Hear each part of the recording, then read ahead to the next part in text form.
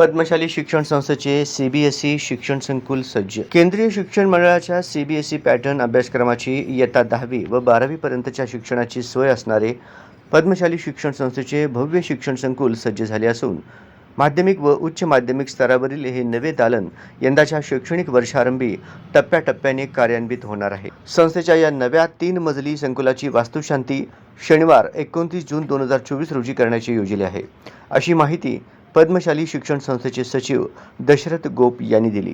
100 वर्षांपूर्वी शहराच्या पूर्व भागातील स्थलांतरित तेलुगू भाषक विणकर, विडी कामगार व मजुरांच्या पाल्यांना शिक्षण मिळावे म्हणून 1912 मध्ये पद्मशाली शिक्षण संस्थेची स्थापना करण्यात आली. शिक्षण प्रसार कार्याची शतकोत्तर तपपूर्तीची प्रदीर्घ वाटचाल करणारी सोलापुरातील ही जुनी, मोठी व नामांकित शिक्षण संस्था म्हणून नावारूपाला आली. संस्थेने शहराच्या विविध भागात शाळा, महाविद्यालय सुरू केले. संस्थेने 23 शाखांमधून KG ते PG पर्यंतच्या शिक्षणाची सोय उपलब्ध करून दिली. भाषिक अल्पसंख्याक दर्जा असलेल्या या संस्थेत मराठी, इंग्रजी, तेलुगू माध्यमातून शिक्षण दिले जाते.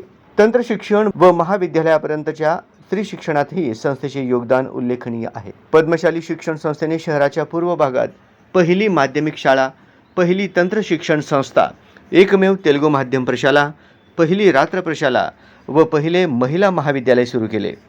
त्याचप्रमाणे पूर्व भागात 1974 मध्ये इंग्रजी माध्यमाची पहिली शाळा सुरू करण्याचे श्रेय याच संस्थेला आहे. स्कूलच्या दुमजली इमारतीलाही 50 वर्षे होत आली.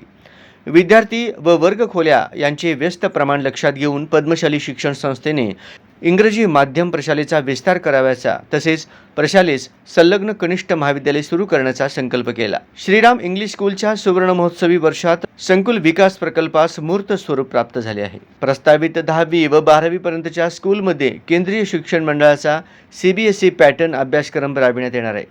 स्कूलमध्ये नीट, JEE परीक्षांचे मार्गदर्शन वर्ग, डिजिटल वर्ग, विज्ञान तंत्रज्ञान व संगणक लॅब, ॲक्टिव्हिटी रूम, वैद्यकीय परीक्षा कक्ष, ऑडिटोरियम इत्यादी तंत्रस्नेही सुविधा अत्याधुनिक स्वरूपात उपलब्ध करून देण्यात येणार आहे. भव्य सुसज्ज शिक्षण संकुल.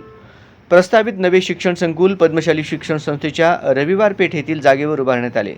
बालाजी अमाइन्स प्रायव्हेट लिमिटेडचे मॅनेजिंग डायरेक्टर श्री राम रेड्डी यांच्या हस्ते बुधवार 8 मार्च 2023 रोजी वास्तूचे भूमिपूजन करण्यात आले. नियोजित शिक्षण संकुल प्रकल्पाचा 5.5 कोटी रुपयांचा बांधकाम खर्च अंदाजित करण्यात आला आहे. शिक्षण संकुलाचा तळमजला 411.34 चौरस मीटर आकाराचा, पहिला मजला 635.5 चौरस मीटर म्हणजे 70,000 चौरस आकाराचा आहे. दुसरा मजला 635.5 चौरस मीटर म्हणजे 70,000 चौरस फूट आकाराचा असे 3 मजली बांधकाम झाले आहे. बांधकामाचे एकूण क्षेत्रफळ 1681.88 चौरस मीटर म्हणजे 44,000 चौरस फूट इतके झाले आहे. या संकुलात 24x21 आकाराच्या 30 वर्ग खोल्या आहेत. तळमजल्यावरील मुख्याध्यापक कार्यालय, प्रशासकीय कार्यालय, CBSE अभ्यासक्रमाचे नर्सरी, LKG, UKG वर्ग असतील. पहिल्या मजल्यावर शिक्षक निवास, ॲक्टिव्हिटी रूम, ग्रंथालय, आधुनिक संगणक लॅब, मेडिकल परीक्षा रूम इत्यादींची सोय असेल. दुसऱ्या मजल्यावर CBSE अभ्यासक्रमाचे पहिली व दुसरीचे वर्ग व लँग्वेज लॅब असेल. तिसऱ्या व चौथ्या मजल्यावर CBSEचे 11वी व 12वीचे वर्ग भरवण्यात येतील. तसेच येथे सायन्स लॅब, स्पोर्ट्स रूम इत्यादी सुविधांसाठी सुसज्ज कक्ष असतील. 5व्या मजल्यावर सुसज्ज अत्याधुनिक ऑडिटोरियम रूम बनवण्यात आली आहे.